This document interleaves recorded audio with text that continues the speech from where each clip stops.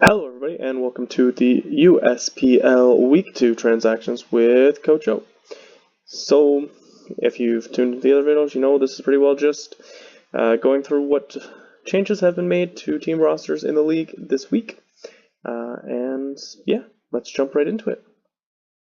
First off, we have the Aberdeen Iron Scarves making a double transaction, dropping Chandelure and Absol to pick up Venusaur and Houndoom. So, I would love this transaction so much more if either Houndoom got solar power or if they had a Sunsetter. Mega Houndoom obviously is the one who gets solar power, not Houndoom itself. And Venusaur really loves the sun with chlorophyll and growth and weather ball, solar beam, all those things. But I do still like the transaction. You still get Flash Fire in Houndoom. You still get your Dark type in Houndoom. You still have some offense that you would get from Chandelure on the special side and the Dark type offense from Absol. Obviously switching more from the attacking side to more to the physical side. Sorry, more from the physical side to more to the special side. But the real big thing that this transaction gives is a grass type. The Aberdeen Iron Scarves did not already have a grass type, so this fills out their Fire Water Grass core with Venusaur. I feel like it's a move that was made because down the line they see a matchup where they really need the grass typing. And I think they're mons that work really well off each other. If you end up in a situation where you can use something like Houndoom to set the sun for Venusaur, it can be an absolute monster that sweeps while being very good in its own right. And I think that it's something that I'm very intrigued to see how it's used. So, as much as Chandelure and Absol are good mons, I think that Venusaur and Houndoom are very interesting mons that could be a very good transaction if they're used properly. So I look forward to watching the Iron Scarves in the future and see if that indeed plays out that way. Alright, on to our next transaction. We have the Los Angeles Chargers. As a San Diego Chargers fan, that hurts just to see the Los Angeles Chargers in this, even in this format, but they have dropped a Selgor for Registeel. So this is a very big trade in terms of the style of Mon. You have the very frail, very offensive, very, very fast Selgor being dropped for the very bulky, very, very bulky Registeel. This is a team that already has Chansey on its team, so all I can say is bring all out pummeling every week when you're playing them, because you're going to want to break that core, and at least they have a common weakness, but that's just Chansey and Registeel, just ooh. And I mean that in the best of ways. That's a very good defensive core, whether it brings one or both or none each week, but those two are something you have to be ready for because of their bulk and the shenanigans that they can play in terms of rocking and Thunderwave, etc., for Registeel.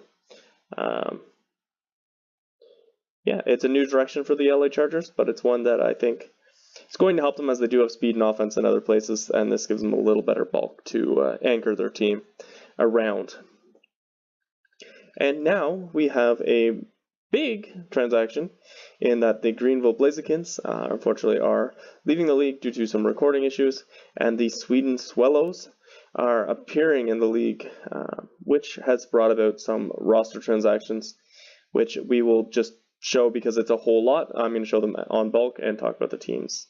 The new direction the Swallows are taking the Blazekins roster in. So as you can see, the Blazekins roster is on the left and the Swallows is on the right.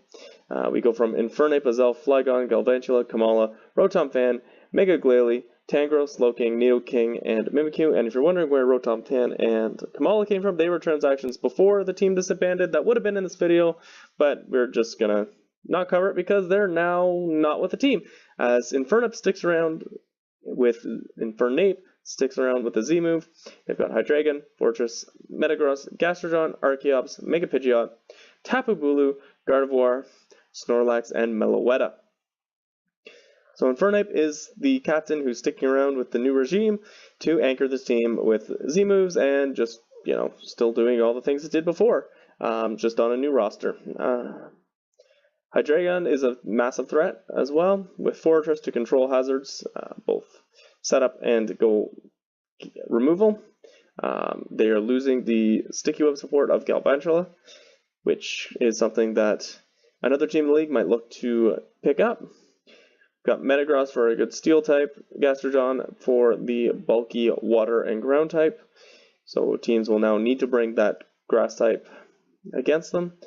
Got Archeops, which is a Mon that would be so much better without Defeatist, but we'll see how it's used in regards to working around Defeatist.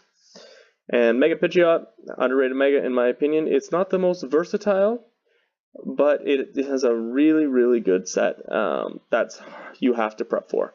So I look to see what flexibility the Swellows can get out of Mega Pidgeot as their bird mascot, and just seeing how they work with it. I say it's not that flexible, but that doesn't mean you can't get creative with it. Tapu Bulu also appearing on the team, an amazing grass type. You have to have a switch in for it, which there are like barely any of. So you have to be prepared for Tapu Bulu with this team, as well as things like Infernape and Hydreigon. That's a really offensive trio right there. All part of your cores, and just really offensive on both sides of the spectrum. Hydreigon special, Bulu physical, and Infernape going on both sides of the spectrum. That's scary. You got to deal with that. Gardevoir, really good fairy and psychic type. You've got Snorlax to be bulky and cause some big problems, as well as providing a trick room mode, and Meloetta.